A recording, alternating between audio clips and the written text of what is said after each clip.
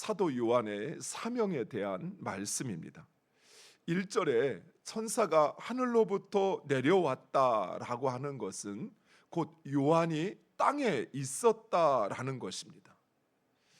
그래서 이 말씀이 실제로 6번째 나팔과 7번째 나팔 사이에 있었는지 아니면 다른 때에 주어진 것인지 알 수 없습니다.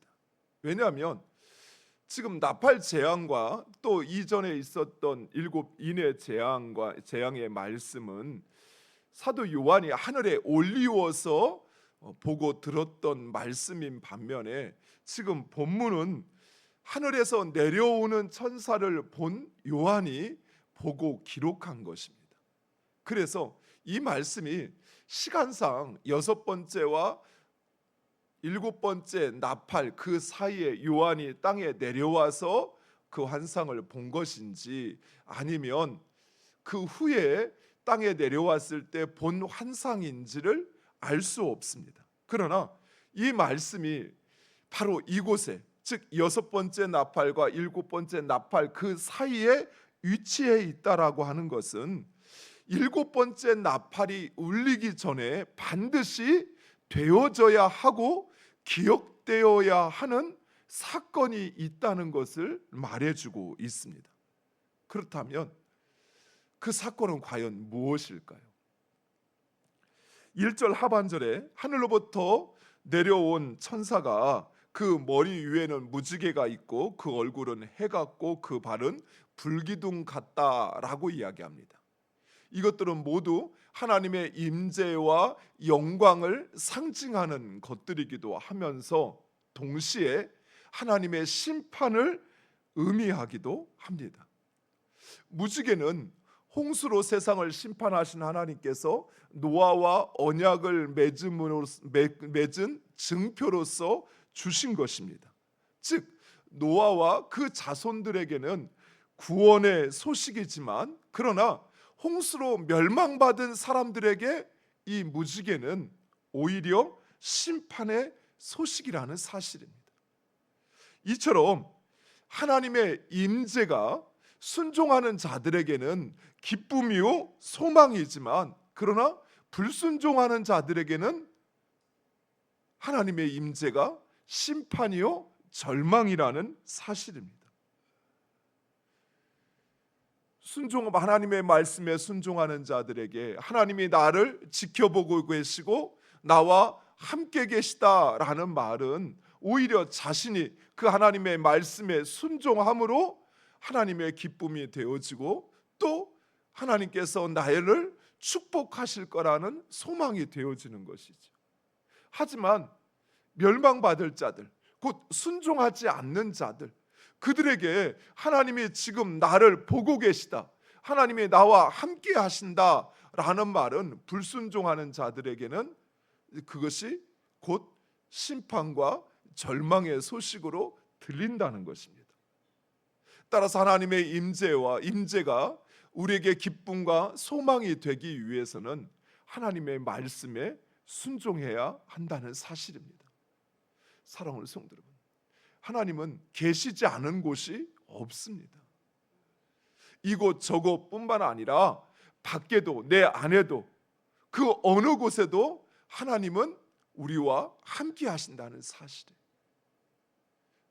그 하나님이 나에게 기쁨이 되어지고 나에게 소망이 되기 위해서는 우리는 그 하나님의 말씀에 순종해야 하는 것입니다. 순종하는 자만이 그 하나님의 영광에 참여하게 되고 그 하나님의 권능을 역사하심을 경험하게 되는 것입니다. 이 천사는 한 발은 땅에 한 발은 바다를 밟고 있다라고 이야기합니다. 이것은 이 천사의 메시지가 온 세상을 향하고 있다고 하는 것을 의미합니다. 그리고 이 천사의 손에는 두루마리가 들려 있고 천사가 그것을 이야기한다라고 하는 것은 하나님의 심판이 시작되었다라는 것을 의미하고 있습니다. 사랑하는 성도 여러분, 하나님은 우리 교회 안에서만 또 우리 그리스도인들만 다스리시는 것이 아니라 이 세상에 있는 모든 사람들, 또 세상 가운데 이루어지는 그 모든 것을 통치하신다는 사실을 잊지 마셔야 합니다. 세상은 어찌 보면 무질서하게 그냥 자기들끼리 싸우고 이기는 놈이, 표를 더 받는 사람이 다스리는 것처럼 보입니다. 또 모든 일들이 우연히 이루어지는 것처럼 보입니다. 그러나 세상을 주관하시는 분은 하나님이십니다. 무질서해 보이고 우연히 이루어지는 것 같지만, 그러나 그 모든 것을 시작하시고 이루어가시고 끝내시는 분은 하나님이시라는 사실입니다. 따라서 하나님은 반드시 구원 계획을, 하나님의 그 구원 계획을 이루실 뿐만 아니라 하나님의 공의를 실현하실 것입니다. 사랑하는 성도 여러분, 결코 우연히 어쩌다가 되어지는 것처럼 그런 운행을 기대하세는 안 됩니다. 또한 마치 세상의 힘과 권세를 잠시 붙잡고 있는 사람에 의해서 나의 삶이 주장되어지는 것처럼 그렇게 사람을 의지해서도 안 된다는 사실이에요. 지난 대통령 선거 이쪽 저쪽의 기간 동안 많은 그리스도인들이 심지어 그 세상의 사람들에 의해서 이쪽 저쪽으로 나뉘어서 누구는 되고 누구는 안 되고, 이런 자신들의 입장을 가지고 자신들의 주장을 하는 것을 볼 수 있습니다. 물론 우리는 최선의 선택을 해야 됩니다. 그러나 누가 된다고 해서 우리의 삶이 하나님의 뜻과 상관없이 되어지고, 누가 되면 하나님의 뜻이 더 잘 이루어지고 하는 것은 없어요. 그가 진정 하나님의 뜻대로 이 세상을 다스리지 않는 한 그는 결코 우리의 삶을 주장하는 것이 아니라 우리의 삶을 주장하시는 분은 하나님이십니다. 물론 오해하시면 안 돼요. 그러면 그냥 누가 되든 나는 상관없어, 그렇지 않아요. 우리는 그래도 하나님의 뜻에 부합한 사람을 선택할 수 있어야 합니다. 그러나 그가 된다고 해서 또 그가 안 된다고 해서 우리의 세상이 망가지거나 아니면 완전히 없어지거나 하지는 않는다는 사실이에요. 왜요? 세상을 주관하시는 분은 하나님이십니다. 그 천사가 두루마리에 기록된 것을 외치니까 7 우레가 소리를 내어 말하였다고 합니다. 이 우레는 하나님의 말씀이 선포될 때 등장하는 것입니다. 또한 7 우레란 완전한 하나님의 말씀이 선포되었음을 의미하고 있습니다. 즉 완전한 하나님의 말씀이 선포되었다라고 하는 것은 반드시 그 말씀이 이루어진다는 사실입니다. 그런데 그것을 임봉하여 기록하지 말라라고 이야기합니다. 임봉한다라는 것은 비밀을 유지하는 것이죠. 보지 못하게, 듣지 못하게 하는 것입니다. 그리고 나서 그것을 기록하지 말라라고 하는 것은, 기록하는 이유는 전하기 위한 것이죠. 전하지 말라라는 것입니다. 그러면서 7번째 천사가 나팔을 불 때에 그 비밀이 이루어지리라라고 말씀하십니다. 즉 임봉하여 전하지 말라라는 것은 시대적으로 비밀을 유지하라는 것입니다. 그러나 그것은 지체하지 않고 반드시 이루어진다라고 말씀하고 있습니다. 이 원리는 마치 기도 응답의 원리와 같습니다. 우리가 하나님께 기도를 하지만 때로는 하나님께서 우리의 기도를 듣지 않으시는 것처럼 기도의 응답이 더디고 하나님께서 일하시지 않으시는 것처럼 응답이 더디어서 그 일이, 우리가 간구하는 것이 이루어지지 않는 것처럼 생각될 수 있습니다. 그러나 하나님은 우리의 기도에 반드시 응답하십니다. 더욱이 하나님은 지체 없이 가장 정확한 때 정확한 방법으로 응답하십니다. 하지만 하나님은 그 때와 그 방법을 우리에게 알려주지 않으십니다. 그래서 우리는 때로는 기도할 때 낙심이 되기도 해요. 여러분 한번 생각해 보세요. 우리가 기도할 때 하나님, 내가 이것을 가장 원하는데 이걸 들어주세요라고 기도했어요. 그런데 하나님께서 저에게 그래, 그거 내가 3년 후에 들어줄게, 걱정하지 마 라고 저에게 만약에 응답하신다고 생각해 보세요. 그럼 우리의 마음이 당장 이루어지지 않아도 응답되어지는 그 때를 알면 포기하지 않을 것 같죠. 낙심하지 않을 것 같죠. 그렇지 않습니까? 저만 그렇게 생각하나요? 네. 우리가 기도할 때마다 하나님께서 그 응답의 때와 방법을 우리에게 말씀해 주신다고 생각해 보세요. 하나님, 우리 아들이 학교에 입학했으면 좋겠습니다. 그래, 내가 올해는 안 되지만 내년에 꼭 입학하게 해줄게 라고 저한테 말씀하신다면 기도하는 우리가 얼마나 힘이 나겠습니까? 근데 우리는 그 때를 알지 못해요. 때를 알지 못할 뿐만 아니라 심지어 하나님께서 응답하실지조차 때로는 의심하기도 합니다. 그래서 기도하는 중에 우리의 마음이 낙심되기도 하죠. 그러나 하나님이 응답하신다는 그 약속이 있기에 우리는 끝까지 기도하는 것입니다. 그리고 기도하는 사람은 반드시 하나님의 그 응답을 받는다라는 사실이에요.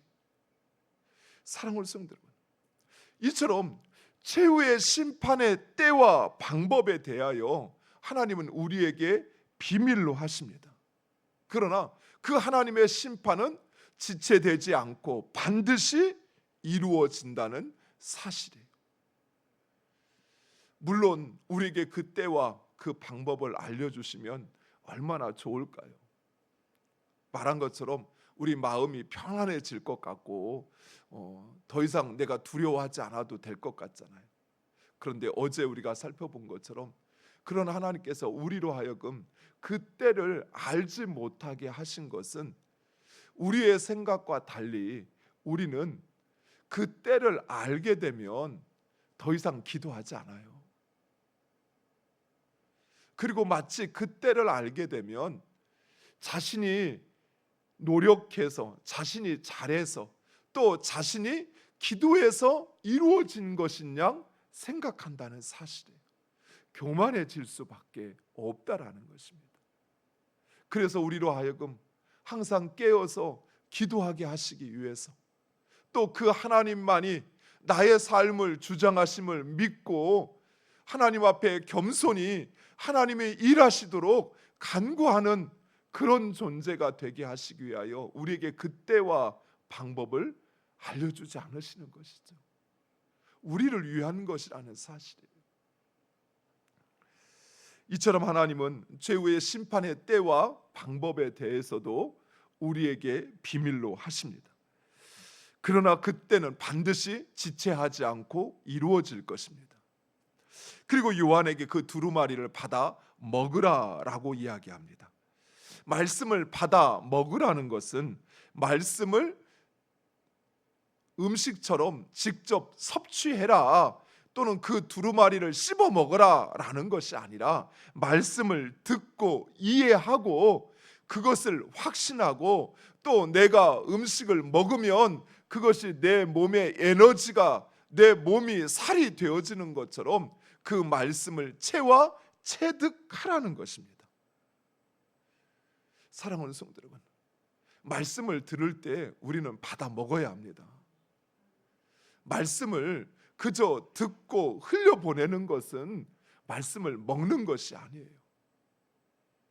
어떤 음식도, 심지어 독이 되는 음식도 그것을 받아 먹으면 그것이 내 몸에 들어와서 내 몸의 혈관으로, 내 몸의 살로 작용하게 되어 있습니다.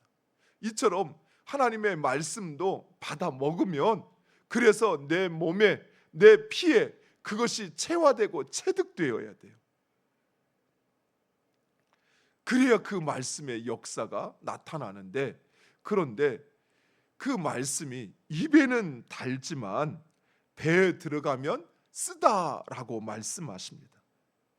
이 말씀은 복음의 이중성을 말하고 있는 것입니다. 즉, 구원받을 자들에게 복음은 선물이요 축복입니다. 그렇죠.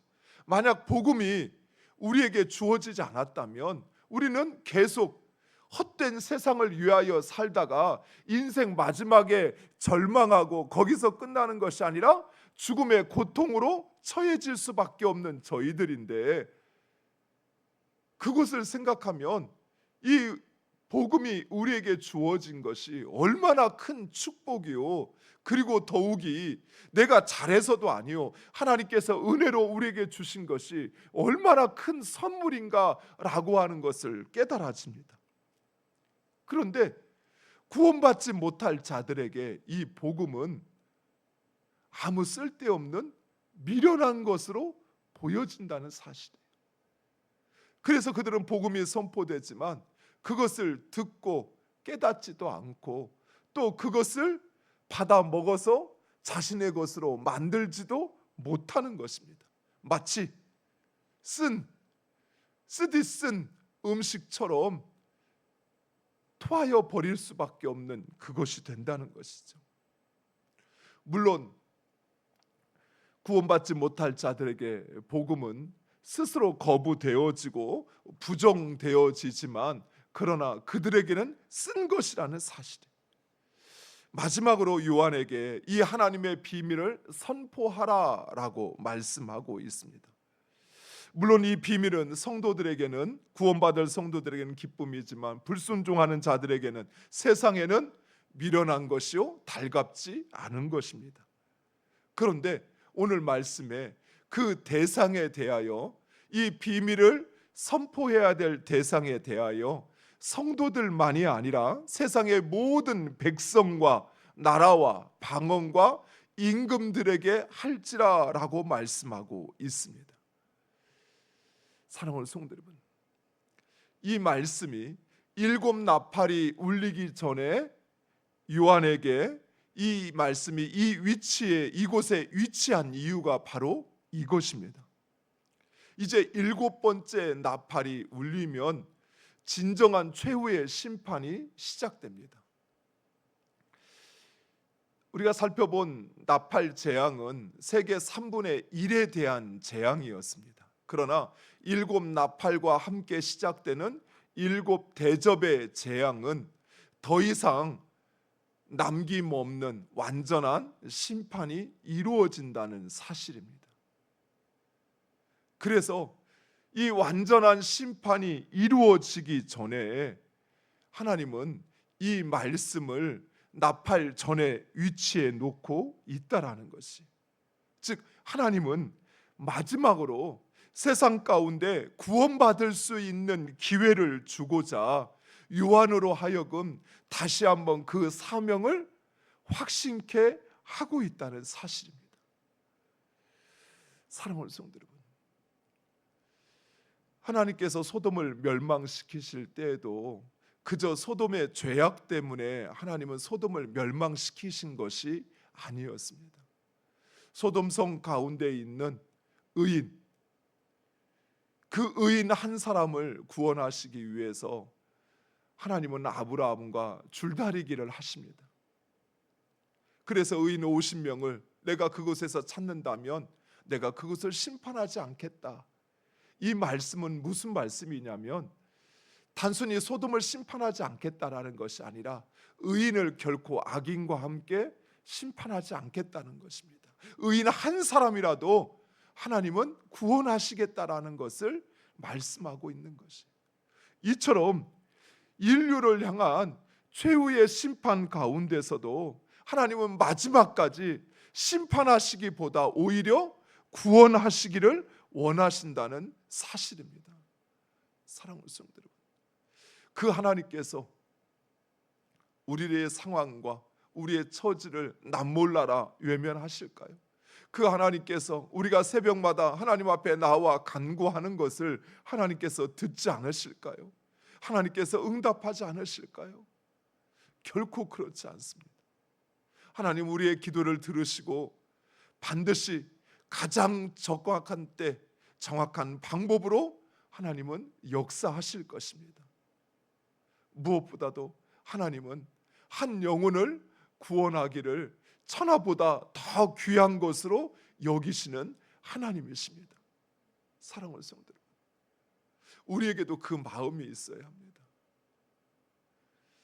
하나님의 심판이 가까이 왔다는 사실, 이것을 그저 그래 맞아 언젠가 하나님 심판하실 거야 라고 하는 것으로 듣는 것이 아니라 하나님의 경고의 말씀으로 들어야 돼요. 더 이상 내가 내 자식에게 복음을 전할 수 있는 기회가 없을 수도 있다는 사실로 들어야 돼요. 그가 다시는 복음을 듣지 못하고 하나님의 심판 앞에 설 수 있다는 사실로 들으셔야 돼요. 그때는 아무리 울어도 돌이킬 수가 없어요. 그 심정으로 주의 복음을 들고 전할 수 있어야 돼요. 사랑하는 성도 여러분, 우리의 사명을 감당할 때도요, 그 마음을 가지고 하셔야 돼요. 불평하고 다른 사람을 원망할 만한 그런 겨를이 없어요. 제가 지금도 잊지 못하는 게, 저희 교회에 제가 처음 부임했을 때 소천하신 강영순 권사님, 여러분 기억하시는지 모르시겠어요. 그분이 저한테 했던 이야기, 목사님 마지막 한 번만이라도 내가 교회 가서 우리 성도들 내가 지은 밥으로 먹여주고 싶어요 라는 말씀. 그렇게 성도들을 섬기고 교제하기를 원하셨던 권사님, 그러나 그 마지막 그 일을 하지 못하고 주님 부름을 받았어요. 물론 더 좋은 곳에 가셨죠. 하지만 그가 그토록 원했던 일 할 수가 없었어요. 우리 역시 마찬가지예요. 우리가 지금 하는 일 그렇게 불평하며 원망하며 할 수 있는 여유가 있는 게 아니에요. 마지막이 될 수 있어요. 그렇다면 그것을 기쁨으로 하셔야죠. 가장 하나님 원하시고 기뻐하시는 그 모습으로 감당해 주셔야죠. 힘들죠. 인정해 주지 않죠. 나만 혼자 하는 것 같죠. 내가 이거 꼭 해야 되는가, 사람들이 인정도 안 해주는데, 알아주지도 않는데 하는 마음이 들 때도 있어요. 그러나 이것이 내가 마지막으로 하나님 앞에서, 교회와 성도들 앞에서 할 수 있는 것이라면 그러면 기쁨으로 하셔야죠. 무엇보다도 영혼을 구원하는 것, 그것은 우리에게 주어진 어쩌면 마지막 사명이요, 그리고 가장 중요한 우리의 사명이라는 사실, 그거 기억하시고 복음을 전하는 것에 더 이상 망설이지 마시고, 또 그 복음을 전하는 것에 여러분이 순종하고 충성하시기를 간절히 축원드립니다. 그것이 하나님 앞에 사는 우리가 해야 할, 하나님을 기쁘시게 하고 그 영광에 참여하는 가장 중요한 사명입니다. 그 사명 감당하는 우리 모두 되기를 간절히 축원드립니다. 기도하겠습니다. 아버지 하나님 감사합니다.